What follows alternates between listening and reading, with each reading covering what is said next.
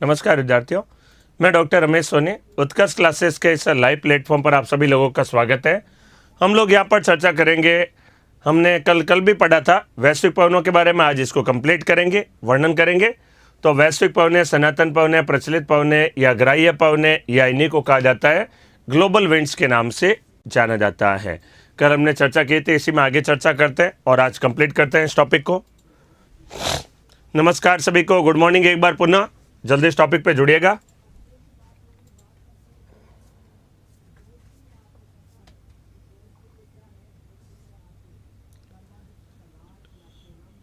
हमने यहाँ पर देखा था, देखिए पवनों के बारे में कल जानकारी ली थी।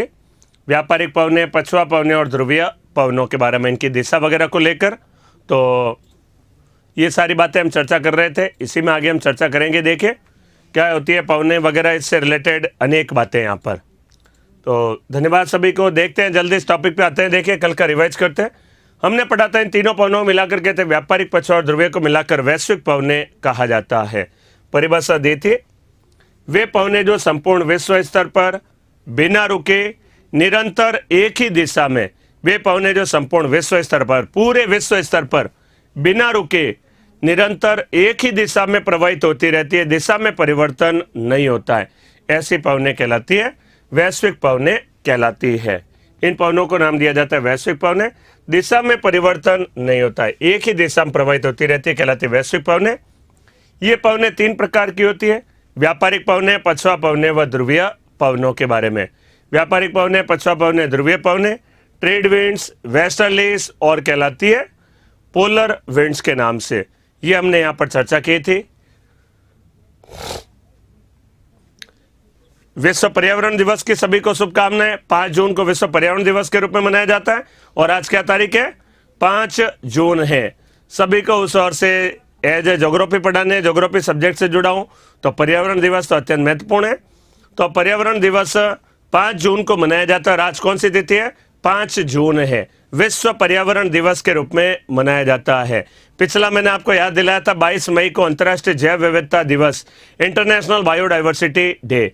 सही कह रहे हैं मंजीत जी आप, बिल्कुल। आज विश्व पर्यावरण दिवस की शुभकामनाएं, बिल्कुल सही बात है। विश्व पर्यावरण दिवस आज मनाया जाता है, पर्यावरण के संरक्षण के लिए महत्वपूर्ण डे है। नाम कहलाता है विश्व पर्यावरण दिवस। 5 जून को आज ही के दिन मनाया जाता है। 1972 में इसी समय बैठक हुई थी, नाम कहलाता है स्टॉकहोम सम्मेलन के नाम से। स्वीडन की राजधानी कहलाती है स्टॉकहोम। वह पर्यावरण के संरक्षण के लिए पहला और महत्वपूर्ण सम्मेलन था 1972 में। 1972 ये याद रखिएगा, 1972 में विश्व पर्यावरण सम्मेलन आयोजन किया गया था 1972 में। तब से ये पर्यावरण दिवस है वो मनाया जाता है, अत्यंत महत्वपूर्ण। तो पर्यावरण के संबंध में सबसे महत्वपूर्ण सम्मेलन कहा जाता है, नाम कहलाता है 5 जून का विश्व पर्यावरण दिवस के रूप में। अभी अभी पेड़ लगाकर आ रहा हूं, रोहित जी कह रहे हैं, बहुत बढ़िया बात है। तो ये बढ़िया बात है, तो पेड़ लगाकर आइए, पेड़ों का संरक्षण करिए, शुद्ध ऑक्सीजन मिलेगी। जो ऑक्सीजन के पिछले देख रहे हैं कई समय से कमी है, सिलेंडर इधर से उधर भारत के कई सारे भागों में, कई हैदराबाद से दिल्ली की और आंध्र प्रदेश से अर्थात MP की और अनेक जगहों से आ रहे हैं। तो वो सब किस लिए? पेड़ काटे जा रहे हैं अंधाधुंध, और पेड़ काटे जा रहे हैं तो ऑक्सीजन की क्या हो रही है? कमी होती चल जा रही है। औद्योगिकरण बढ़ रहा है, CO2 गैस वायुमंडल में बढ़ रही है, ऑक्सीजन की मात्रा में अर्थात कमी हो रही है, शुद्ध पर्यावरण मिल नहीं पा रहा है। तो अनेक सारे अर्थात उपाय करने होंगे, लेकिन सबसे महत्वपूर्ण उपाय माना जाता है वो उपाय कहलाता है पेड़ पौधों का संरक्षण करना। पेड़ पौधों का संरक्षण महत्वपूर्ण है। और ऑक्सीजन की कमी थी तो हमारे उत्कर्ष के डायरेक्टर सर निर्मल जी ने इस और काफी अच्छा प्रयास किया। भारत में पहला अर्थात श्वास बैंक स्थापित किया था राजस्थान के जोधपुर जिले में। भारत का पहला श्वास बैंक स्थापित किया था भारत के राजस्थान के जोधपुर जिले में। तो मैं इस समय अवसर पर निर्मल जी को बधाई देना चाहूंगा, बहुत अच्छा कार्य। मेरे ख्याल से इस जो कह सकते हैं संकट के समय में सर्वोत्तम कार्य कहा जा सकता है, लोगों का जीवन बचाने से और उत्तम कुछ भी नहीं। और इसी कड़ी में आगे आप लोग भी ये प्रयास करिएगा, ज़्यादा से ज़्यादा पेड़ लगाएं, पेड़ों का संरक्षण करें। मार्ग में भी कहीं पर कई सारे मार्ग वगैरह बनते हैं और पेड़ों काटा जा रहा, हो सकता तो उनमें कुछ कमी करने का प्रयास करें। मकान वगैरह भी कई बार बनाते हैं तो पेड़ काट देते हैं, लेकिन मकान की क्या होती है? सुंदरता होती है। पेड़ वगैरह उनको बचाए रखें, उनको जीवित रखें, और फिर भी अगर काटना पड़ रहा है तो प्रण लीजिए, 2 पेड़ काटे हैं तो 4 लगाने का प्रयास करिए। ये है विश्व पर्यावरण दिवस पर मेरी आपको यही मैं आपको सीख देना चाहूँगा, या यही मेरी तरफ से सलाह देना चाहूँगा कि पर्यावरण का संरक्षण करना सबसे महत्वपूर्ण है। उससे महत्वपूर्ण मैं कोई भी कार्य नहीं मान सकता हूँ। ये इससे मानव जाति का कल्याण होगा, स्वस्थ जीवन और स्वस्थ धरा, इस बात को ध्यान में रखिए और काम करिएगा। ठीक है, धन्यवाद। तो यहाँ पर हमने पढ़ा था व्यापारिक पवनों के बारे में। वे पवनें जो उपोष्ण कटिबंधीय उच्च दाब क्षेत्र से विषुवतीय निम्न दाब क्षेत्र की ओर गमन करती है, व्यापारिक पवनें कहलाती है। हमने पढ़ा था यहाँ पर व्यापारिक पवनों के नाम से। वे पवनें जो उपोष्ण कटिबंधीय उच्च दाब क्षेत्र से विषुवतीय निम्न दाब क्षेत्र की ओर गमन करती है, व्यापारिक पवनें कहलाती है। हमने पढ़ा था, याद करिए, तो उपोष्ण कटिबंधीय उच्च दाब क्षेत्र से विषुवतीय निम्न दाब क्षेत्र की ओर गमन करने वाली पवनें कहलाती है, व्यापारिक पवनें कहलाती है। तो यह पवनों का नाम कहलाता है व्यापारिक पवनें। कल हमने दिशा चर्चा की थी। आप मैं पूछ रहे सर विश्व जैव विविधता दिवस, मैं पिछली क्लास में अटेंड था, 22 मई के दिन उस दिन कहा था विश्व जैव विविधता दिवस 22 मई को मनाया जाता है। ये भी आपके लिए एग्जाम के लिए भी महत्वपूर्ण है, तो जरा सुनिएगा। 22 मई को अंतर्राष्ट्रीय जैव विविधता दिवस के रूप में मनाया जाता है। ठीक है, देखिएगा यहाँ पर। तो हमने कल पढ़ा था व्यापारिक पवनों के बारे में। अगर पृथ्वी फ्लैट होती तो पवनें चलती बिल्कुल सीधी, लेकिन पृथ्वी कैसी है? गोल है। गोल है तो हम कहेंगे 3 बातों का ध्यान रखेंगे, 3 स्टेप में समझेंगे। उच्च से निम्न तीर का निशान, उच्च से निम्न तीर का निशान। तीर का निशान उत्तरी गोलार्ध में इधर है, तो मेरा मुंह होगा सामने की ओर। पहला तीर का निशान, दूसरा मुख का निर्धारण, तीसरा फेरल का नियम। फेरल के नियम के अनुसार पवनें उत्तरी गोलार्ध में दाईं ओर मुड़ जाती है। दाईं ओर मुड़ेगी, राइट साइड मुड़ जाएगी तो पवनें चलेगी इधर से, और ये चलेगी इस प्रकार से, तो कहलाएगा उत्तर पूर्व से दक्षिण पश्चिम की ओर। तो नाम पड़ गया उत्तर पूर्वी व्यापारिक पवनें। जहां से शुरुआत वहां से नामकरण। जल्दी समझिएगा, कल का जो रिपीट कर रहा हूं। उच्च से निम्न की ओर तीर का निशान। उच्च से निम्न जब तीर का निशान होगा तो मुंह किया दक्षिण गोलार्ध, पहला स्टेप तीर का निशान, दूसरा तीर के निशान के अनुसार मुंह का निर्धारण, और तीसरा फेरल के नियम के अनुसार पवनें उत्तरी गोलार्ध में दाईं ओर, दक्षिणी गोलार्ध में बाईं ओर मुड़ जाती है। इधर मुड़ जाएगी, इधर मुड़ेगी तो इनके जाने की दिशा होगी ये वाली, दक्षिण पूर्व से उत्तर पश्चिम। जहां से शुरुआत होती है वहां से नामकरण रखा जाता है, तो कहलाएगी दक्षिणी पूर्वी व्यापारिक पवनों के नाम से।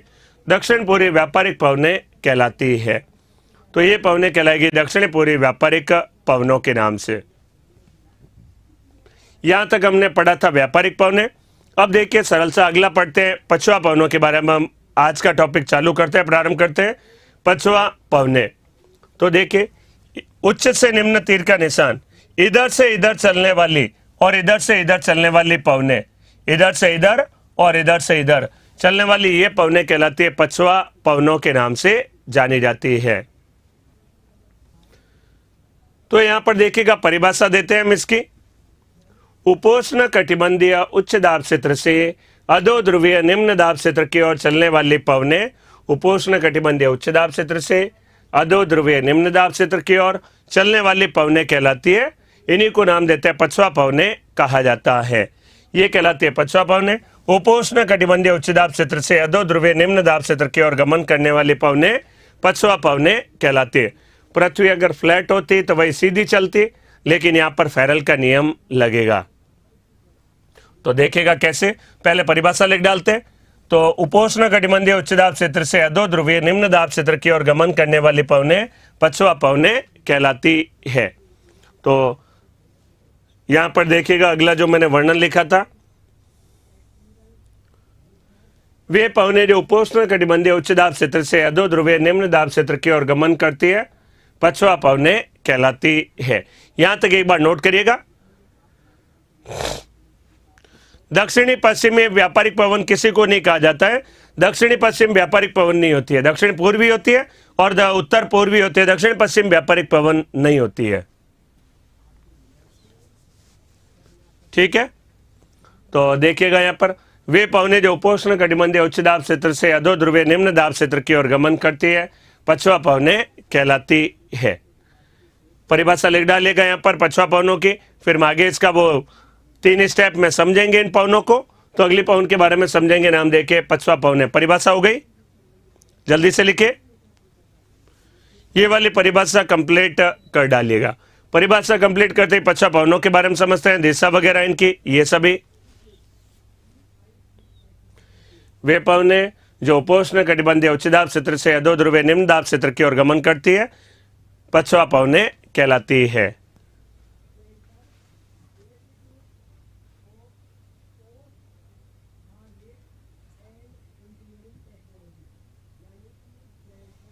तो देखिएगा अगला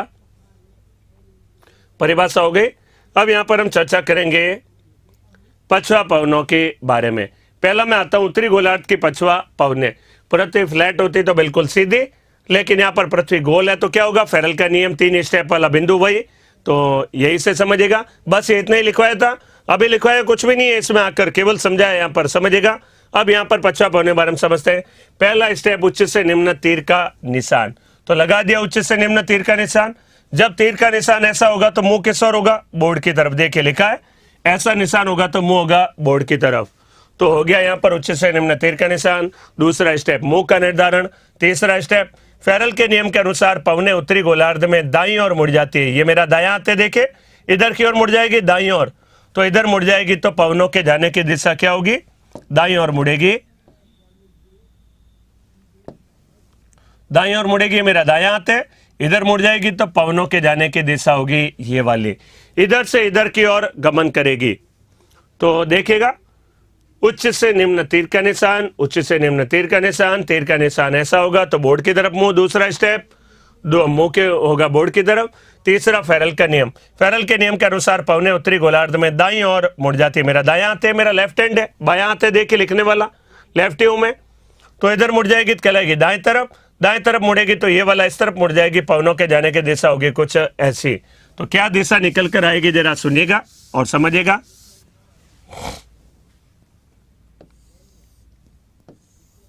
नॉर्थ, साउथ, ईस्ट और वेस्ट कहलाती है। तो देखिए ऐसी कुछ दिशा होगी, यहां पर इधर से चलेगी तो दक्षिण पश्चिम से उत्तर पूर्व की ओर गमन होगा।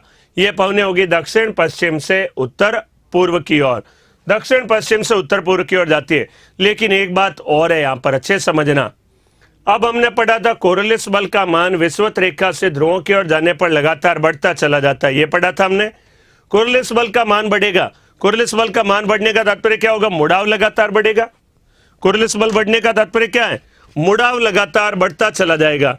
विषुवत रेखा से ध्रुवों की ओर जाने पर पवनों को मोड़ने वाला बल है वो लगातार बढ़ेगा, कोरियलिस बल का मान बढ़ता चला जाता है। सेम बात यहाँ पर भी क्या होगा, ये जितना इधर की ओर जाएगी उतनी मुड़ती जाएगी, तो एक स्तर पर आकर इतनी ज्यादा मुड़ जाएगी कि यहाँ खड़े व्यक्ति को क्या लगेगा, यहाँ खड़े व्यक्ति को ऐसा लगेगा ये पवने तो किधर से आ रही है, इधर से आ रही है। इतनी ज्यादा, जैसे यहाँ देखिएगा चित्र में, इतनी ज्यादा मुड़ जाएगी कि यहाँ खड़े व्यक्ति को लगेगा किधर से आ रही है, इधर से आ रही है। इधर से आएगी मतलब क्या कहलाएगी, पछुआ अर्थात पश्चिम दिशा से आती हुई महसूस होती है, तो नाम कहलाता है पछुआ पवनों के नाम से जाना जाता है। पछुआ मतलब क्या होता है, पश्चिम। इतनी ज्यादा मुड़ जाएगी कि यह लगेगा जैसे पश्चिम दिशा से ही आ रही है, नाम कहलाती है पछुआ पवनों के नाम से जानी जाती है। तो ये पवने पछुआ पवनों के नाम से जानी जाती है। तो एग्जाम में पूछा जाता है, जरा सुनिएगा, इसके बारे में जो प्रश्न पूछे जाते हैं वो 2 तरीके से होते हैं, वो जरा समझिएगा। उत्तरी गोलार्ध में पछुआ पवनों की दिशा क्या होती है, उत्तरी गोलार्ध में पछुआ पवनों की दिशा क्या होती है। होती है का मतलब वास्तविक तौर पर क्या होती है, वास्तविक तौर पर क्या होती है, इधर से इधर, वास्तविक तौर पर होती है दक्षिण पश्चिम से उत्तर पूर्व की ओर। एग्जाम में सवाल पूछा जाता है, ये सवाल कई बार एग्जामों में आया है, उत्तरी गोलार्ध के पछुआ पवनों की दिशा क्या होती है, तो इधर से इधर जाने की दक्षिण पश्चिम से उत्तर पूर्व की ओर होती है। और ये सवाल आता है अगला, इसी में उत्तरी गोलार्ध में पछुआ पवनों की दिशा क्या महसूस होती है। महसूस होना मतलब इधर इतनी ज्यादा मुड़ जाएगी कि यहाँ खड़े व्यक्ति को क्या लगेगा, किधर से महसूस हो रही है, पश्चिम से, नाम क्या पड़ जाता है, पश्चिम दिशा से आती हुई महसूस होती है। सेकंड में आंसर होगा उत्तरी गोलार्ध में पछुआ पवनें किधर से आती महसूस होती है, पश्चिम से आती हुई महसूस होती है, इसलिए इसका नाम क्या पड़ जाता है, पछुआ पवनें कहलाती है। तो ये उत्तरी गोलार्ध में यहाँ पर दिशा हुई, उत्तरी गोलार्ध में ये इनकी दिशा है। अब चर्चा करते हैं दक्षिणी गोलार्ध के बारे में। दक्षिण गोलार्ध में क्या दिशा होती है, जरा सुनिएगा। उच्च से निम्न तीर का निशान लगा दिया हमने, उच्च से निम्न तीर का निशान, उच्च और इधर है निम्न, उच्च से निम्न तीर का निशान। लोकेश जी आप जो सवाल पूछ रहे हैं, सर क्या डोलड्रम रीजन टेम्परेचर सबसे ज्यादा वेरी करता है? वेरी थोड़ा बहुत तो करता है, लेकिन बहुत ज्यादा वेरी यहाँ पर नहीं करता है, क्योंकि सूर्य का तापमान है, कभी बादल आ जाता है, तापमान कम भी गिरता है, लेकिन नॉर्मली यहाँ पर टेम्परेचर ज्यादा ही रहता है, बहुत ज्यादा वेरी नहीं करता है। ठीक है, डोलड्रम पर लगभग तापमान ज्यादा ही रहता है, सूर्य का तापमान सीधा गिरता है, तापमान की प्राप्ति ज्यादा होती है। अब देखते हैं दक्षिण गोलार्ध की पछवा पवनों के बारे में। उच्च से निम्न तीर का निशान, उच्च से निम्न तीर का निशान, तीर के निशान के अनुसार मुंह का निर्धारण। देखिए तीर का निशान इधर है तो मुंह किस ओर रहेगा, सामने की तरफ। ऐसा निशान होगा तो बोर्ड की तरफ, और इधर होगा तो सामने की तरफ रहेगा। उच्च से निम्न तीर का निशान, इधर उच्च दाब, यहाँ पर निम्न दाब। उच्च से निम्न तीर का निशान, तीर के निशान के अनुसार मुंह का निर्धारण, और मुंह का निर्धारण करने के बाद दक्षिणी गोलार्ध है तो फेरल के नियम के अनुसार पवने उत्तरी गोलार्ध में मुड़ जाती है दाएं ओर, उत्तरी गोलार्ध में मुड़ जाएगी दाएं ओर, दक्षिणी गोलार्ध में मुड़ जाती है बाएं ओर। तो फेरल के नियम के अनुसार ये कौन सा गोलार्ध हुआ, ये गोलार्ध हुआ दक्षिणी गोलार्ध।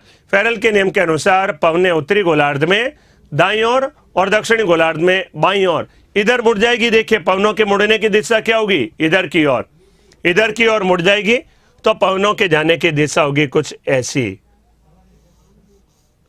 इधर मुड़ जाएगी, ये जाने की दिशा होगी और ये जाने की दिशा होगी। तो यहां पर जरा समझेगा, पवने इधर से इधर चलेगी तो ये इनके जाने की दिशा होगी। यहाँ खड़ा व्यक्ति होगा उसको क्या लगेगा, इधर से आ रही है, तो आने की दिशा होगी उत्तर पश्चिम से दक्षिण पूर्व की ओर, उत्तर पश्चिम से दक्षिण पूर्व की ओर होती है। दक्षिणी गोलार्ध में इनकी दिशा उत्तर पूर्व से दक्षिण पश्चिम की ओर होती है। उत्तर पश्चिम से दक्षिण पूर्व की ओर दिशा होती है, नाम कहलाती है दक्षिणी गोलार्ध की पछवा पवनों के नाम से। तो सवाल आता है दक्षिण गोलार्ध में पछवा पवनों की दिशा क्या होती है, तो हम कहेंगे ये वाली दिशा। ये का तात्पर्य उत्तर पश्चिम से दक्षिण पूर्व की ओर होती है। तो उत्तर पश्चिम से दक्षिण पूर्व की ओर चलती है और ये चलती है दक्षिण पश्चिम से उत्तर पूर्व की ओर। तो ये इनकी दिशा संबंधित है बातें, नाम कहलाएगी पछवा पवनों के नाम से। सर डोलड्रम पर आपने सर्वाधिक निम्न दाब क्षेत्र बताया था, प्लीज बताना। क्योंकि 0 डिग्री पर तापमान क्या गिरता है, सर्वाधिक गिरेगा। सर्वाधिक गिरेगा तो सबसे ज्यादा गर्म होगी, और क्योंकि सूर्य का तापमान सीधा गिरेगा, सीधा गिरेगा तो तापमान क्या होगा, ज्यादा होगा। ज्यादा होगा तो वह जल्दी से गर्म होगी, और जल्दी से गर्म होगी जल्दी से ऊपर उठेगी, और जल्दी से उठेगी तो सबसे ज्यादा टेम्परेचर, तो सबसे ज्यादा गर्मी, सबसे ज्यादा हवाएं में से नमी समाप्त होगी, जल्दी से ऊपर उठ जाएगी। सर्वाधिक निम्न दाब का क्षेत्र बन जाता है 0 से 5 डिग्री उत्तर व 0 से 5 डिग्री दक्षिण के मध्य में। नाम कहलाते हैं यहाँ पर, अर्थात डोलड्रम के नाम से जाना जाता है। एक बार लिख लीजिए, फिर पछवा पवने एक बार पुनः समझा दूंगा, क्योंकि थोड़ा जटिल है तो एक बार पुनः समझा दूंगा। एक बार यहां तक जो बोला हूं उसको नोट कर लेते हैं। उत्तरी गोलार्ध की पछवा पवने दक्षिण गोलार्ध की, लिखेंगे थोड़ा और क्लियर होगा। हरेंद्र जी आप जो पूछ रहे, हेमेंद्र जी सॉरी, एक बार लिख डालते हैं, मैं एक बार पुनः यहां पर समझा दूंगा, ठीक है।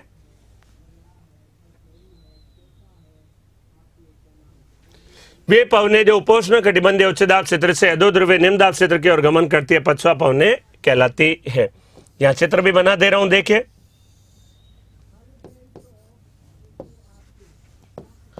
कच्चा ये चिट्टा भी मैटर के साथ बनाना, ताकि पढ़ते समय दिशाओं का ज्ञान यहां पर हो जाए। हाँ एक बार और बता दूंगा, चिंता मत करिए, एक बार इसको लिख डालते हैं, फिर एक बार और समझा दूंगा, क्योंकि कठिन टॉपिक है, 2-3 बार रिवाइज करूंगा, चिंता नहीं करें। सर ये डायरेक्शन नहीं समझ आता, आया नहीं तो एक बार पुनः दर्शा दूंगा, एक बार लिख लीजिए आप।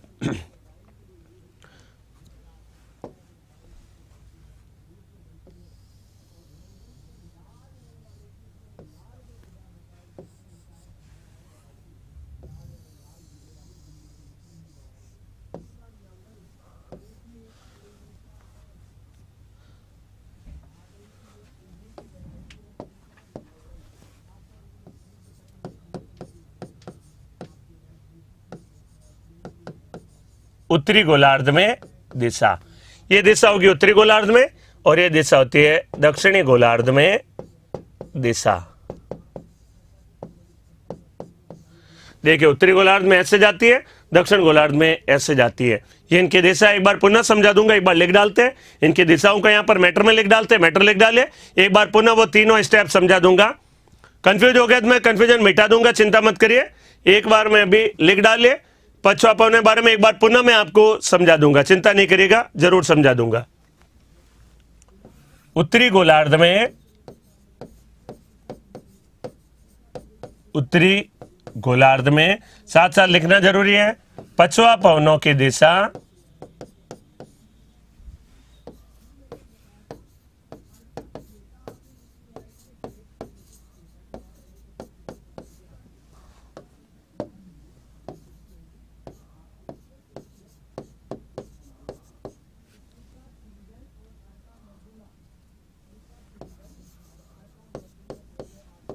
दक्षिण पश्चिम से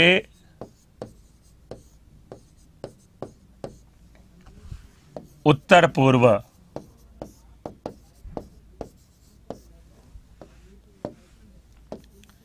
की ओर होती है।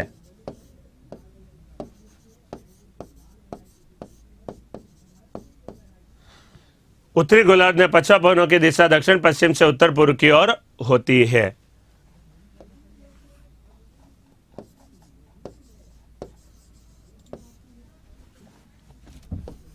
जबकि दक्षिणी गोलार्ध में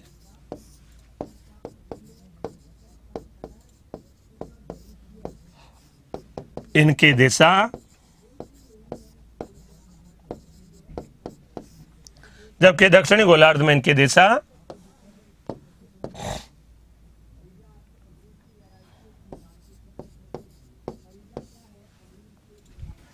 उत्तर पश्चिम से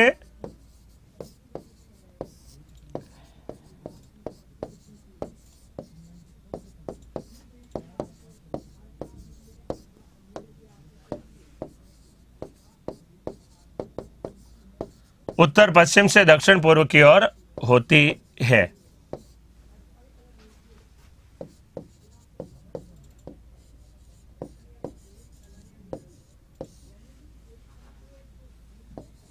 लेकिन कोरियोलिस बल की अधिकता के कारण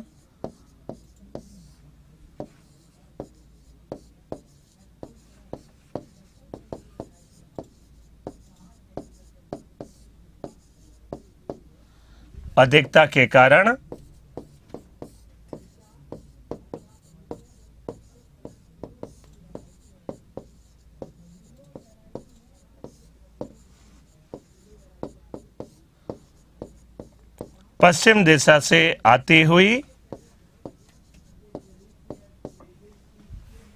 महसूस होती है।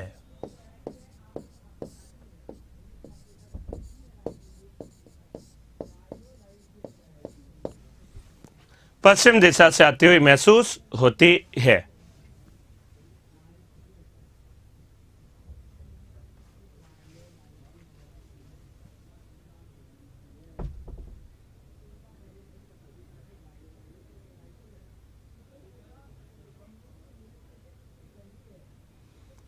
प्रज्ञा सिंह जी, आप जो पूछ रहे हैं, मैं भी एक बार पुनः आऊंगा, आपकी समस्या का समाधान करूंगा। सर आप विंड की डायरेक्शन को कैसे बताते हैं, किस बारे में, बिल्कुल अभी एक बार पुनः आ रहा हूं, चिंता मत करिए, एक बार पुनः आपके सामने दर्शाऊंगा। सर एग्जाम के टाइम में याद कैसे रहेगा, सब मिक्स हो जाएगा ये डायरेक्शन। तो देखिए ऐसा है, मैं बिना चित्र आपके सामने सारे डायरेक्शन बोलूंगा। अभी उत्तरी गोलार्ध में व्यापारिक पवनों की दिशा उत्तर पूर्व से दक्षिण पश्चिम की ओर, दक्षिणी गोलार्ध में दक्षिण पूर्व से उत्तर पश्चिम की ओर, उत्तरी गोलार्ध में पछुआ पवनों की दिशा दक्षिण पश्चिम से उत्तर पूर्व की ओर, और दक्षिणी गोलार्ध में पछुआ पवनों की दिशा उत्तर पश्चिम से दक्षिण पूर्व की ओर होती है। मुझे याद है, रिवाइज किए। देखिए ऐसा है, 500 रिवाइज जिस दिन कर लेंगे ना उस दिन सब कुछ याद रह जाएगा। ऐसी स्पीड से कि बात छोड़िए आप, लगातार सब कुछ याद रहेगा। अभी पवने समझाने के बाद 2-4 उदाहरण दूंगा मैं आपको, कैसी कैसी चीजें एकदम सिस्टमेटिक तरीके से लगातार याद है मुझे।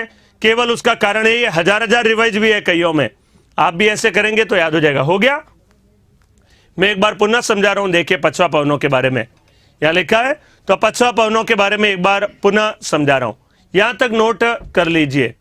मैं इनके डायरेक्शन को एक बार पुनः समझाऊंगा, इंपॉर्टेंट है तो जरा समझिएगा। कोई भी एक समझेंगे, पछुआ या व्यापारिक, तो सारा समझ में आ जाएगा। हाँ, मैं जरूर समझाऊंगा, एक बार पुनः समझाऊंगा, क्योंकि कठिन टॉपिक है, थोड़ा सा इसमें रिवाइज ज्यादा करना पड़ेगा।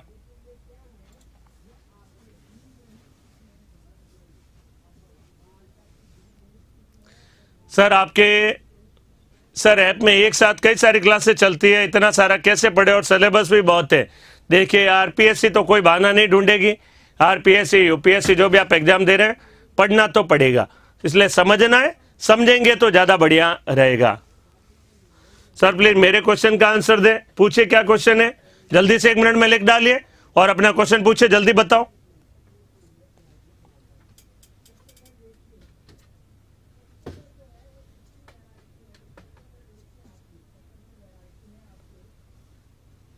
पछुआ पवने किन किन अक्षांशों के मध्य चलती है? 5 मिनट में इसका आंसर आ जाएगा। अगले में मैं यही बताने वाला हूं, क्या चलेगी, गरजता 40, प्रचंड 50, चीखता 60 क्या होती है, अभी बताने वाला हूं। उसमें नाम आ जाएंगे सारे पछुआ पवने कहां तक चलती है। सर आरएस के लिए कौन सा न्यूज़पेपर बेस्ट है? देखिए, वो तो सवाल का आंसर टॉपिक से नहीं है मेरा, फिर भी बता दे रहा हूं। द हिंदू पढ़िए आप, बहुत अच्छा इंग्लिश का अखबार आता है द हिंदू, वो सबसे बढ़िया रहेगा। बाकी तो आप कोई भी पढ़ लीजिए, कोई दिक्कत नहीं।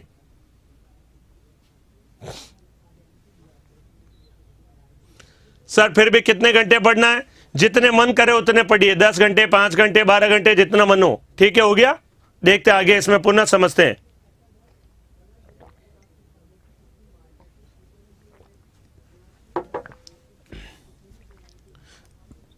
एक काम कर रहा हूं मैं, आप जरा सुनिएगा। मैं आपके पास में, प्रत्येक के पास में, कल से मैंने कार्य चालू किया है, तो आप भी जरा अपने सवाल है वो अच्छे से लिख कर रखिएगा। मैं आपको एक बात, जरा इंपॉर्टेंट बात एक साझा कर रहा हूं, उसके बाद टॉपिक पे आ रहा हूं। 1 मिनट मुझे सुनिएगा। मैंने कल से प्रत्येक के साथ, आपके बैच में जितने भी जने, प्रत्येक के साथ में उत्कर्ष संस्थान की तरफ से आपसे फोन आएगा और मुझसे बात करवाई जाएगी। आप अपनी जो भी समस्या है लिख कर रखिएगा। मेरा जब कॉल आ जाएगा 2, 4, 5 दिन के अंतर्गत, हर एक के पास में 10-20 कॉल रोजाना कर रहा हूं। कल भी कईयों के पास से मैंने फोन किए थे और उनकी समस्याएं वगैरह मैंने पूछी थी। जो समस्या आप लिख कर रखिए, और आपकी जो भी समस्या हो तो मेरा कॉल कभी भी आ सकता है आपके पास में 3-4 दिन में। तो आप उसमें लगभग 11-12 बजे के बीच में आपके पास कॉल आएगा, 11:30 से 12 के बीच में। तो आप उस समय लगभग तैयार रहिएगा। आपके जो भी प्रश्न लिख के रखिएगा, क्या क्वेरीज है, क्या दिक्कत है, क्या समस्या है, टॉपिक से रिलेटेड, अदर ऐप समस्या, जो भी बता दीजिएगा मुझे। मेरा कॉल आपके पास में आ सकता है अगले 4-5 दिन में कभी भी। रोजाना मैं 10-15 जनों को फोन करता हूं, तो आपका कोई किसका नंबर कब आएगा कह नहीं सकता, लेकिन 5-7 दिनों में सबका नंबर आ जाएगा। तो आप अपने क्वेश्चन जरा लिख के रखिएगा, ठीक है। तो यहां पर अब समझते हैं इनके डायरेक्शन के बारे में पुनः एक बार। सच में सर, बिल्कुल सच में, झूठ में कहता ही नहीं हूं, बिल्कुल सच में कह रहा हूं। तो 11:30 से 12 के बीच में अगले 1 सप्ताह में मेरा कॉल उत्कर्ष संस्थान की तरफ से कॉल जरूर आएगा, मुझसे बात करवाई जाएगी। आप अपनी जो भी समस्या हो बता सकते हैं मुझे, बिल्कुल उसको नोट करते हैं हम लोग समस्याओं को, और आपकी समस्याओं का समाधान किया जाएगा, बिल्कुल पक्का है। और मेरे से बात आपकी होगी उस समय, एक-एक व्यक्ति से होगी, एक-एक स्टूडेंट से होगी, पक्का। तो जरा समझिएगा डायरेक्शन के बारे में, अच्छे समझिएगा, महत्वपूर्ण है। समय ले रहा हूं, देखिए कोई बात नहीं, लेकिन समझिएगा। हाँ, दिन में ही 11 बजे आएगा, रात को कैसे आएगा, दिन में ही आएगा। दिन में 11:30 से 12 के बीच में लगभग समझ लीजिए 11:30 to 12 o'clock के बीच में मेरा फोन आएगा। लगभग 10-20 मिनट, 15 मिनट ऊपर नीचे हो सकता है, लगभग इस समय, ठीक है। तो जरा देखिएगा। अब यह डायरेक्शन देखते, अपनी समस्या नोट करके पहले से लिख लीजिएगा, क्या क्या सर से बात करनी है, क्या टॉपिक है, कौन सी दिक्कत है, हमारी समस्या को समाधान कैसे करें, ऐप से, टॉपिक से वगैरह। आप अपनी समस्या पेपर पे लिख के रखिएगा। मॉर्निंग में 11:30 से 12 बजे के बीच में, ठीक है। कल आपके पास में फोन आया था, देखिए कई जने कह भी रहे, कल आया था, बिल्कुल मैंने बात की थी सबसे, कल 10-12 जनों से, आज फिर 10-12 जनों से बात करूंगा। हाँ सुनिएगा, पछुआ पवने। तो यहां पर देखिए हमने पढ़ा था, अगर पृथ्वी फ्लैट होती तो यहां उच्च से निम्न की ओर सीधी चलती। मैं उत्तरी गोलार्ध की पछुआ पवने चर्चा कर रहा हूं, जरा अच्छे से देखिएगा। अब बीच में कमेंट नहीं करें, और अब यहां पर अच्छे से समझिएगा। उच्च से निम्न दाब की ओर, उच्च से निम्न दाब की ओर पवने चलती है। तीर का निशान लगा दिया, पहला स्टेप उच्च से निम्न। तो पवने जो उपोष्ण कटिबंध उच्च दाब क्षेत्र से अधोध्रुवीय निम्न दाब क्षेत्र की ओर गमन करती है, पवने कहलाती है पछुआ पवने। हमने यहां पर लगाया उच्च से निम्न तीर का निशान, उच्च से निम्न तीर का निशान। तीर का निशान जब भी ऐसे होगा ऊपर की तरफ तो मेरा सर भी देखिए इधर ही है, तो मेरा मुंह किस ओर होगा, ऐसा जब भी निशान होगा अच्छे से देखना, मुंह किधर होगा, बोर्ड की तरफ मुंह होगा, तो बोर्ड की तरफ यहां पर मुंह होगा। तो उच्च से जब तीर का उच्च से निम्न की ओर जब तीर का निशान लगाएंगे तो बोर्ड की तरफ यहां पर मुंह रखेंगे, और बोर्ड की तरफ जब मुंह रखा तो पहला स्टेप उच्च से निम्न तीर का निशान, दूसरा स्टेप तीर के निशान के अनुसार मुंह का निर्धारण, तो ऐसा ही तीर का निशान है, बोर्ड की तरफ मेरा मुंह होगा। उत्तरी गोलार्ध देखिए, फेरल के नियम के अनुसार पवने उत्तरी गोलार्ध में दाईं ओर मतलब राइट साइड, यही पढ़ा था, याद करिए, फेरल के नियम के अनुसार पवने उत्तरी गोलार्ध में दाईं ओर मुड़ जाती है, तो यहां पर मुड़ जाएगी दाईं ओर, इधर मुड़ जाएगी और इधर मुड़ जाएगी, दाईं ओर मुड़ेगी, जो इधर जा रही थी सीधी वो किधर मुड़ जाएगी, दाईं ओर मुड़ेगी, तो ऐसी कुछ चलेगी। ये देखिए यहां पर, तो दिशा होगी दक्षिण पश्चिम से उत्तर पूर्व की ओर। उत्तरी गोलार्ध में इनकी दिशा दक्षिण पश्चिम से उत्तर पूर्व की ओर होती है, दक्षिण पश्चिम से उत्तर पूर्व की ओर। लेकिन देखें यहां जितना ध्रुवों की ओर जाएंगे कोरिलेस बल भी बढ़ता रहेगा, पवनों में यहां पर थोड़ी मुड़ी, ये थोड़ी मुड़ी, जितना उत्तर में जाएगी उतनी और ज्यादा मुड़ती चली जाएगी, और ज्यादा मुड़ेगी, इतनी ज्यादा यहां से मुड़ जाएगी क्योंकि यहां खड़े व्यक्ति को क्या लगेगा, पवने किधर से आ रही है, ये पवने आ रही है इधर से, इतनी ज्यादा मुड़कर ये सीधी हो जाती है। कहने का तात्पर्य ऐसे कुछ हो जाएगी, यहां पर देखिए पवने इतनी ज्यादा ये मुड़ जाती है कि मुड़कर लगेगा ये तो इधर से ही आ रही है, इतनी ज्यादा यहां से मुड़कर सीधी हो गई कि ऐसा लगेगा जैसे इधर से आ रही है, और ये दिशा कौन सी कहलाएगी, पश्चिम। इसलिए इन पवनों को पछुआ पवनों के नाम से जाना जाता है, तो ये कहलाती है पछुआ पवने कहलाती है। तो इनकी दिशा होती है उत्तरी गोलार्ध में दक्षिण पश्चिम से उत्तर पूर्व की ओर, दक्षिण पश्चिम से उत्तर पूर्व की ओर होती है। लेकिन कोरिलेस बल की अधिकता के कारण यहाँ खड़े व्यक्ति को ऐसा लगेगा जैसे पश्चिम दिशा से आती हुई महसूस होती है, नाम कहलाती है, पछुआ पवनों के नाम से जानी जाती है। ठीक है, कोई दिक्कत यहां पर, बोलिए इस बार। उच्च से निम्न तीर का निशान, तीर के निशान के अनुसार मुंह का निर्धारण, मुंह के निर्धारण के बाद फेरल के नियम के अनुसार पवने उत्तरी गोलार्ध में दाईं ओर, उत्तरी गोलार्ध है दाईं ओर मुड़ गई तो जाने की दिशा ये होगी, दाएं मुड़ी तो इधर जाएगी, और इधर जाना, यही डायरेक्शन यहां पर लगाया, दक्षिण पश्चिम से उत्तर पूर्व की ओर होती है। ये हमने यहां पर पढ़ा। अब आते हैं दक्षिण गोलार्ध के पछुआ पवने। देखिए यहां उच्च दाब और यहां पर है निम्न दाब। उच्च से निम्न तीर की ओर तीर लगाएंगे, उच्च से निम्न तीर का निशान, उच्च से निम्न तीर का निशान। तीर का निशान जब नीचे की ओर होगा तो मेरा मुंह होगा आपकी तरफ, सामने की तरफ। उच्च से निम्न तीर का निशान तो मेरा मुंह होगा सामने की तरफ, सामने की तरफ होगा तो क्या होगा, देखे सामने की तरफ है तो उसके बाद में होगा, देखे यहां पर जरा, फेरल के नियम के अनुसार पवने उत्तरी गोलार्ध में दाईं ओर और दक्षिणी गोलार्ध में बाईं ओर मुड़ जाएगी। ये बायां आते मेरा देखे बाईं तरफ मुड़ जाएगी यहां पर इस तरफ, तो फेरल दक्षिणी गोलार्ध है, फेरल के नियम के अनुसार पवने उत्तरी गोलार्ध में दाईं ओर, दक्षिणी गोलार्ध में बाईं ओर। बाईं ओर मुड़ेगी तो इधर मुड़ जाएगी, और इधर मुड़ेगी तो इनके जाने की दिशा देखे, ये इधर मुड़ेगी और इधर मुड़ेगी, ये वाली दिशा होगी, तो यहां से उत्तर पश्चिम से दक्षिण पूर्व की ओर गमन करती है, उत्तर पूर्व से दक्षिण पश्चिम की ओर गमन करती है, नाम कहलाती है, पछुआ पवनों के नाम से जाना जाता है।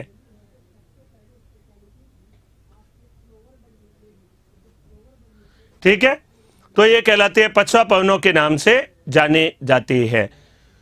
अब यहां पर समझिएगा गरजता 40 क्या है, प्रचंड 50 क्या है, चीखता 60 क्या है। ये देखिए पवने कहां से कहां चल रही है, 35 से लगाकर इधर 45, 55, 65 डिग्री तक आ जाती है, यहां तक इस दाब कटिबंध तक। मैं इन्हीं पवनों का चित्र विश्व नक्शे में थोड़ा बड़ा बना रहा हूं, देखिए।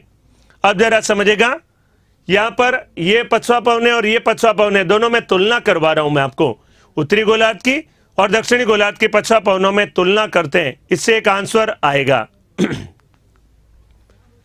आंसर आएगा, जरा समझेगा। यहां पर हम लोग चर्चा करते हैं पछुआ पवनों के बारे में, इनकी तुलना करा रहा हूं, देखिएगा यहां पर यह है 0 डिग्री,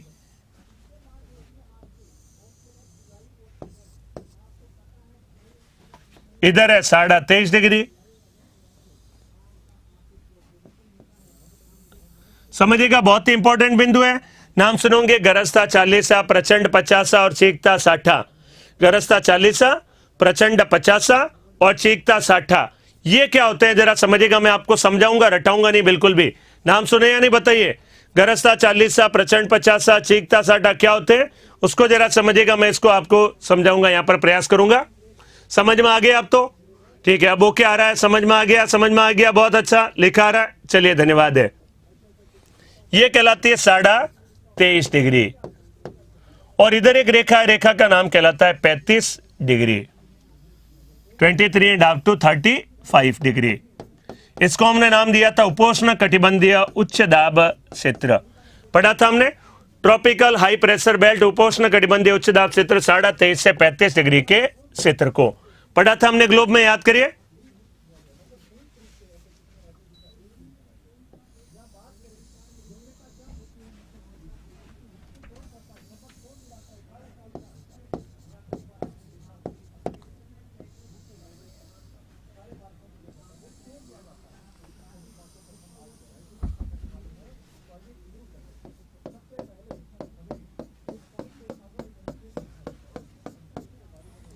साढ़े 23 से 35 डिग्री, 23.5 से 35 डिग्री। यहां पर अब जरा समझेगा, इनके मध्य में पवने कौन सी चलती है? उत्तर पूर्वी व्यापारिक पवने, इधर दक्षिण पूर्वी व्यापारिक पवने। याद करिए, देखिए सेम ये डायरेक्शन लगा रहा हूं जो उनमें आता, जरा समझेगा।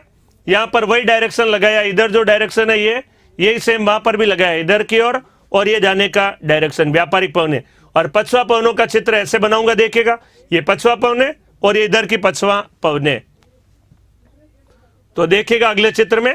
अब आंसर आएंगे गरजता 40सा, प्रचंड 50सा व चीखता 60। कल टेस्ट में आएंगे इससे रिलेटेड प्रश्न, बता रहा हूं। व्यापारिक पवने, पछवा पवने, ध्रुवीय पवनों के कल टेस्ट में प्रश्न है आपके। तो यहां पर देखिए पछवा पवने चलती है कुछ ऐसे, ये पछवा पवनों की दिशा, उत्तरी गोलार्ध में पछवा पवने इस तरीके से चलती है, ये इनका डायरेक्शन होगा उत्तरी गोलार्ध में पछवा पवनों का। और यहां पर ये दक्षिणी गोलार्ध में पछवा पवनों का डायरेक्शन।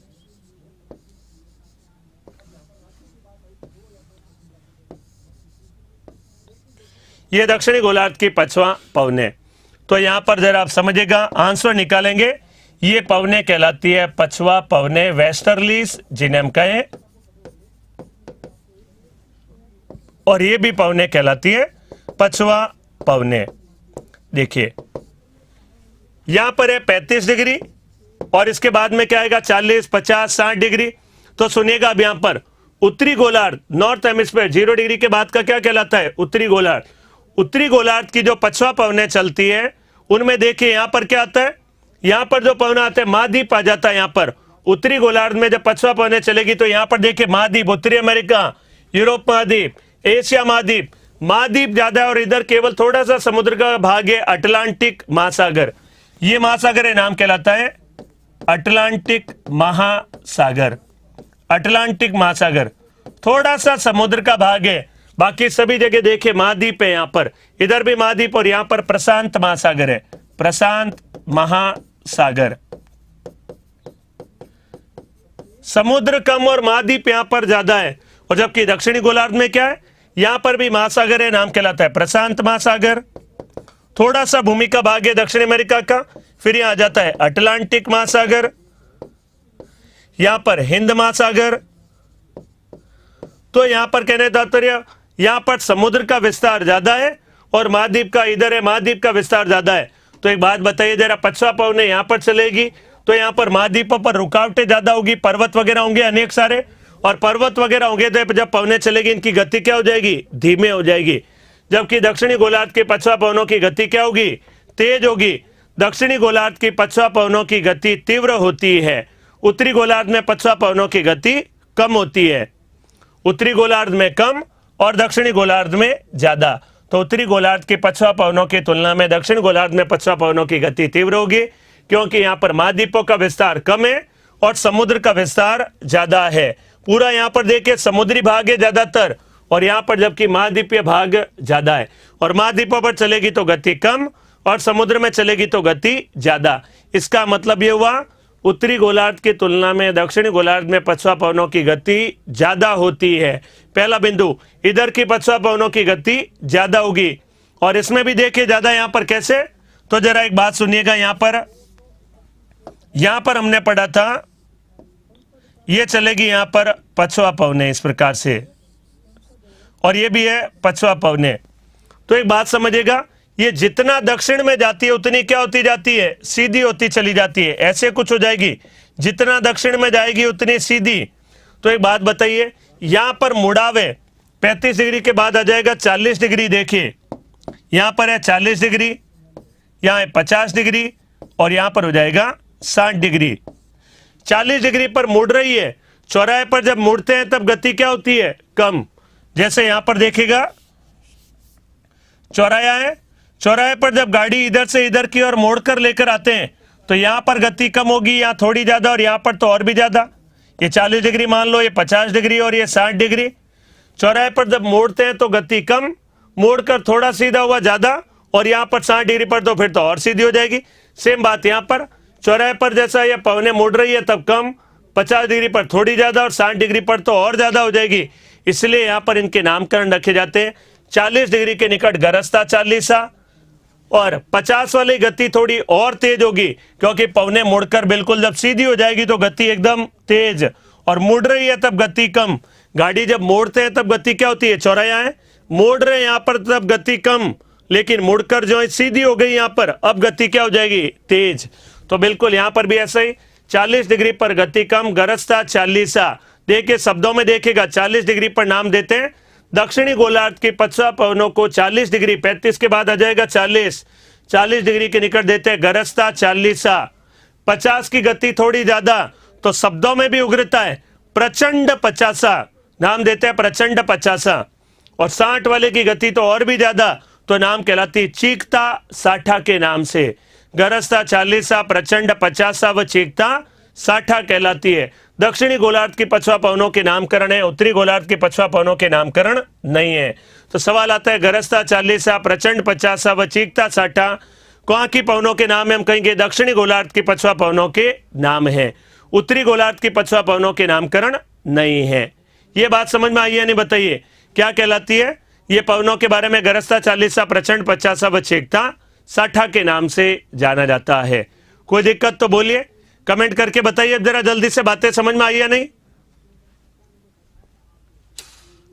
बातें समझ में आई या नहीं, कमेंट करके बताएं जरा जल्दी।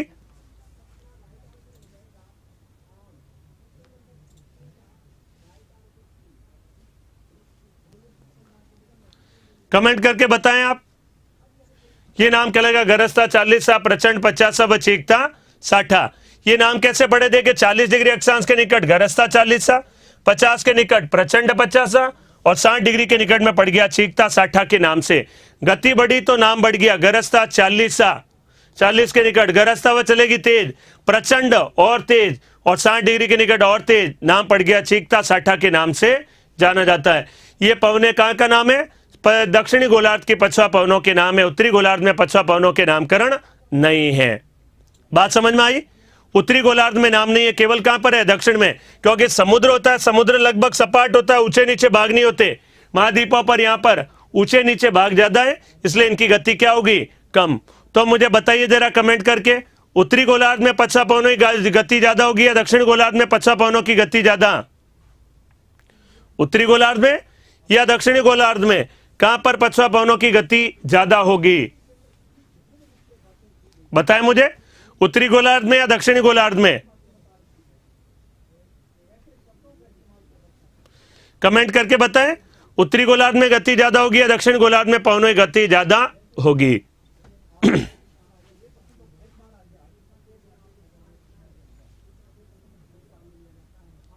बताइए, कमेंट करके बताएं, उत्तरी गोलार्ध में ज्यादा होगी पछवा पवनों की गति या दक्षिणी गोलार्ध में? नॉर्थ में या साउथ में, कहां गति ज्यादा होगी? उत्तरी गोलार्ध, नॉर्थ हेमिस्फीयर या साउथ हेमिस्फीयर? बिल्कुल सही कह रहे हैं, आंसर आ रहे हैं मेरे पास में, साउथ में गति ज्यादा होगी, क्योंकि यहां पर महाद्वीपों का अभाव है और समुद्र का विस्तार क्या है? ज्यादा है, इसलिए यहां पर इनकी गति ज्यादा होती है। बात समझ में आ रही है? इंपॉर्टेंट बातें हैं सारी, तो यहीं पर मैं आगे पछवा पवनों के बारे में ही लिख देता हूं, इंपॉर्टेंट रहेगा। ठीक है,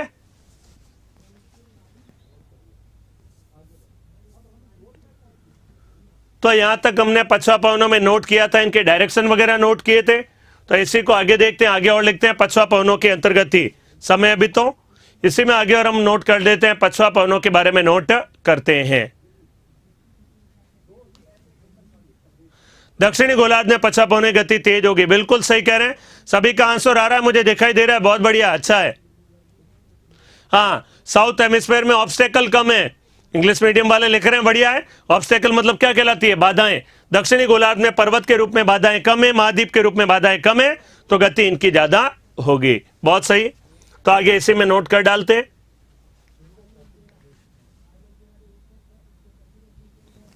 उत्तरी गोलार्ध में, नॉर्थ हेमिस्फीयर में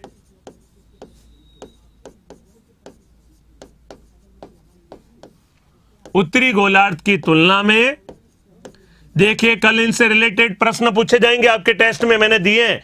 व्यापारिक पवने, पछुआ पवने, ध्रुवीय पवने, इनकी दिशाएं वगैरह से रिलेटेड प्रश्न मैंने एग्जाम में कल दिए आपके। हाँ, इनका इंग्लिश में भी नाम है फ्यूरियस 40s, श्रिकिंग 60s। उत्तरी गोलार्ध की तुलना में दक्षिणी गोलार्ध में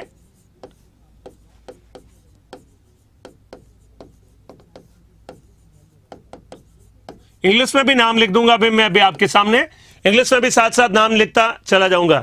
उत्तरी गोलार्ध की तुलना में दक्षिणी गोलार्ध में पछुआ पवनों की गति अधिक होती है, की गति अधिक होती है,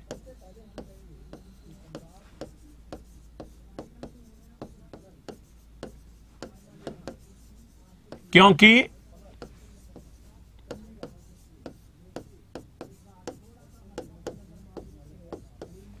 दक्षिणी गोलार्ध में, क्योंकि दक्षिणी गोलार्ध में महाद्वीपों का अभाव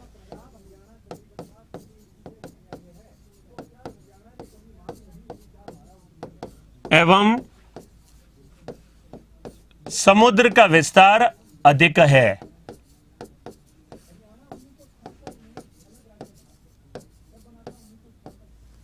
क्योंकि दक्षिणी गोलार्ध में महाद्वीपों का अभाव एवं समुद्र का विस्तार अधिक है, इसलिए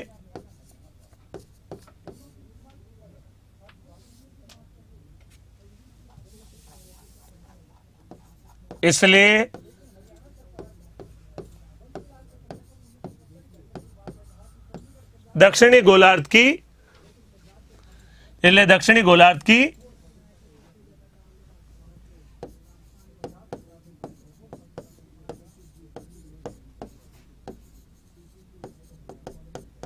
पछुआ पवनों को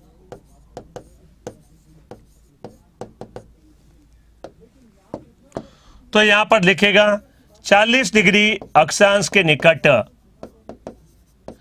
दक्षिणी गोलार्ध के पछुआ पवनों को 40 डिग्री अक्षांश के निकट। तो नोट्स बनाते जाना है, लिखते जाना है, बहुत महत्वपूर्ण है। नोट्स आपको यहां पर साथ साथ बनाते रहना है, एग्जाम में सवाल पूछे जाते हैं। और कल आपका टेस्ट देना है, संडे को है, 25 क्वेश्चन होंगे, सारे पवनों से रिलेटेड प्रश्न है, कुछ ना पढ़े वो भी होंगे, पहले से कुछ दिए हैं थोड़ा सा आपका जांच करने के लिए। तो आप इस टॉपिक को और भी जहां कई किताबों से पढ़ लीजिए एक बार। कल टेस्ट देना है बढ़िया से, 25 प्रश्न होंगे, सारे पवनों से रिलेटेड प्रश्न है, सारे के सारे प्रश्न पवनों से रिलेटेड है। दूसरा अभी टॉपिक पढ़ने की जरूरत नहीं, आप पवने टॉपिक सारा पढ़िएगा, कल टेस्ट जरूर देना है।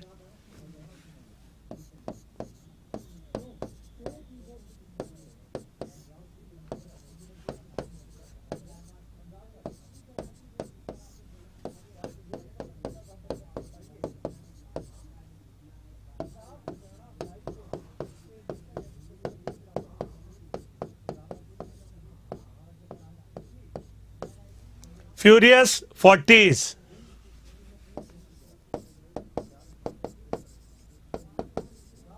पचास डिग्री अक्षांश के निकट। देखिए ये टॉपिक बढ़िया से पढ़ लिया ना, इंडियन मॉनसून बहुत बढ़िया समझ में आएगा उसका, ये अर्थात इंपॉर्टेंट टॉपिक है, उसका बेस है, इसलिए मैं समय ले रहा हूं। इंडियन मॉनसून इसको समझे बिना समझ ही नहीं सकते, पक्का है।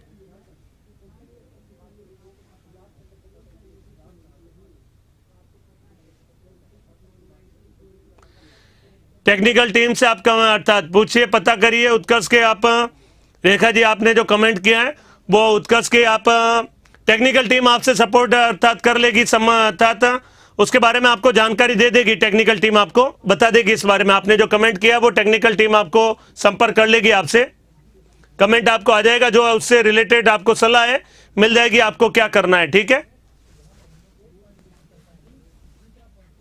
बता देना टेक्निकल टीम, बोल दिया मैंने, तो वो आपसे अर्थात जो भी इससे सलाह रिलेटेड बता देंगे आपको। 50 डिग्री अक्षांश के निकट प्रचंड 50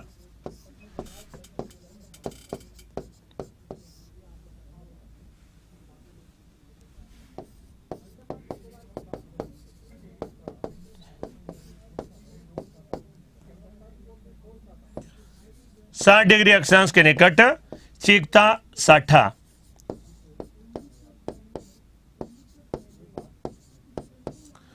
तो देखिए दक्षिणी गोलार्ध में ऐसे जो पवनें चलती है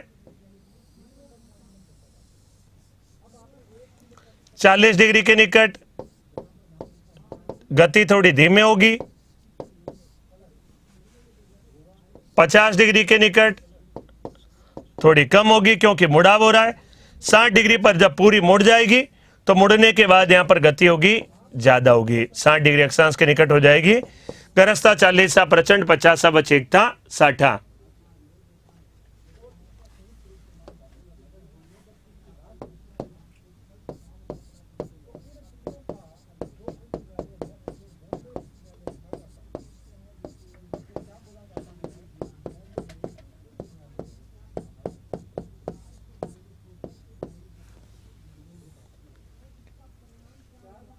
Shrinking 60s, shrinking 60s, furious 40s,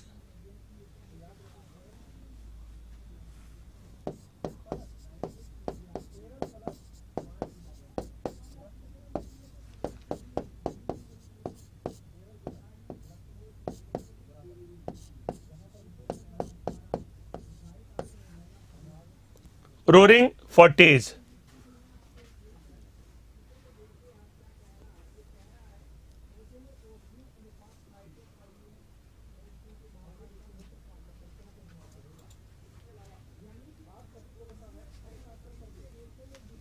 sorry, इसमें ये शब्द गलत हो गया है।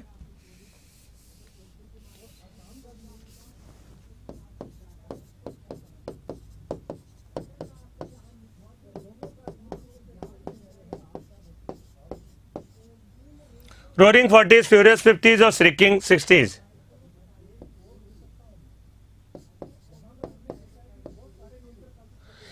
ये इंग्लिश में भी इनके नामकरण दे दिए। 40 डिग्री, 50 डिग्री, 60 डिग्री अक्षांशों के निकट इनके नामकरण दिए जाते हैं। ये कहलाती है अर्थात पछुआ पवनों के दक्षिणी गोलार्ध में नाम।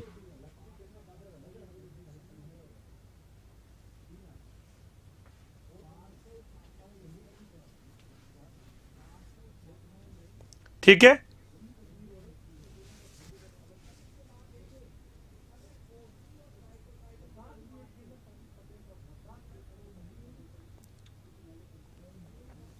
तो ये कहलाता है यहां पर पवनों के बारे में, पछुआ पवनों के बारे में जानकारी हो गया। यहां पर व्यापारिक पवने, पछुआ पवने। अब यहां पर आगे देखते हैं ध्रुवीय पवनों के बारे में हम लोग आगे पढ़ते हैं। तो ध्रुवीय पवनों के बारे में चर्चा करते हैं। व्यापारिक पवने, पछुआ पवने व ध्रुवीय पवने। आपके जो कमेंट आ रहे हैं दिखाई दे रहे हैं, उन बातों का ध्यान रखा जाएगा, ठीक है।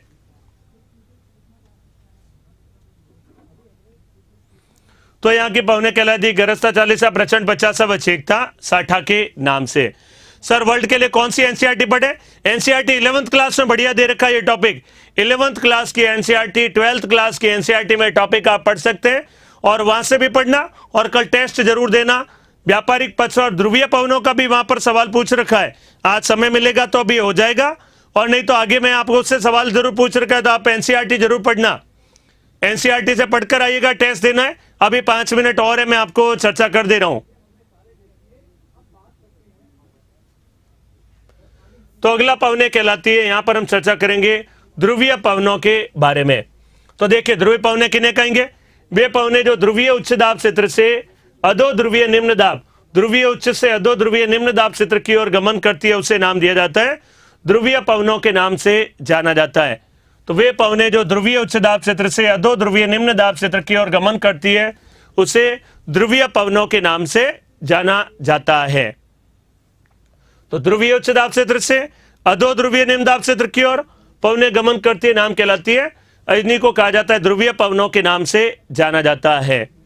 तो यहां पर देखिएगा अब इनकी दिशाओं के बारे में।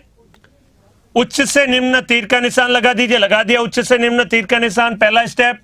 दूसरा स्टेप, तीर के निशान के अनुसार मुंह का निर्धारण। तो तीर के निशान के अनुसार जो मुंह का निर्धारण करें, तीर का निशान इधर, तो मुंह का निर्धारण भी होगा आपकी तरफ।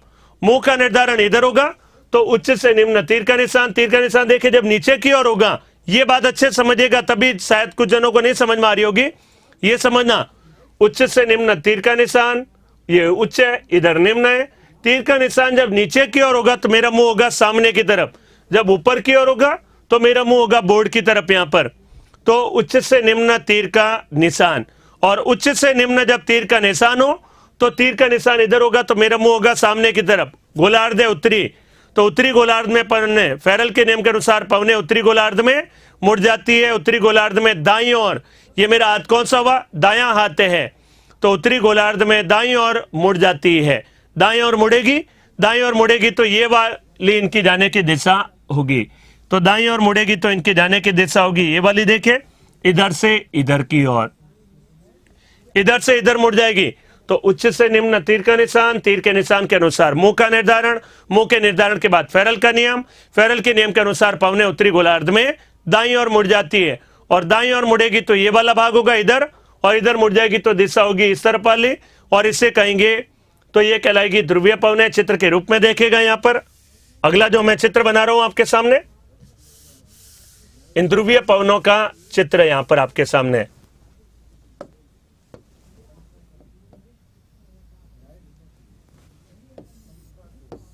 देखिए नॉर्थ, साउथ, ईस्ट और वेस्ट।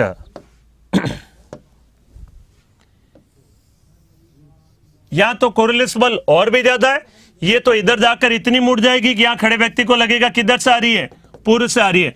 दिशा होगी देखिए इनकी इधर, यहां से शुरुआत है, इधर से शुरुआत, तो उत्तर पूर्व से दक्षिण पश्चिम की ओर इनकी दिशा होती है। उत्तर पूर्व से दक्षिण पश्चिम की ओर, उत्तर पूर्व से दक्षिण पश्चिम की ओर इनकी दिशा होती है। कौन सी एनसीईआरटी पढ़ने के दिन पूछ रहे हैं, एनसीईआरटी पढ़नी 11-12 की एनसीईआरटी, राजस्थान अर्थात 11-12 की एनसीईआरटी पढ़िएगा, उसमें आपके क्वेश्चन बन जाएंगे। तो उत्तर पूर्व से दक्षिण पश्चिम की ओर, उत्तर पूर्व से दक्षिण पश्चिम की ओर होती है। तो ध्रुवीय पवनों की दिशा उत्तरी गोलार्ध में उत्तर पूर्व से दक्षिण पश्चिम की ओर होती है।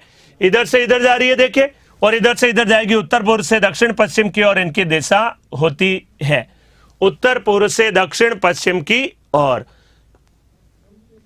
अगला देखिएगा यहां पर ध्रुवीय पवनों की दिशा दक्षिण गोलार्ध की, दक्षिण गोलार्ध की ध्रुवीय पवनों के बारे में देखिएगा, समझ लीजिएगा, कल सवाल पूछूंगा फिर मैं इससे। उच्च से निम्न तीर का निशान लगा दिया, उच्च से निम्न तीर का निशान, इधर उच्च इधर निम्न तीर का निशान।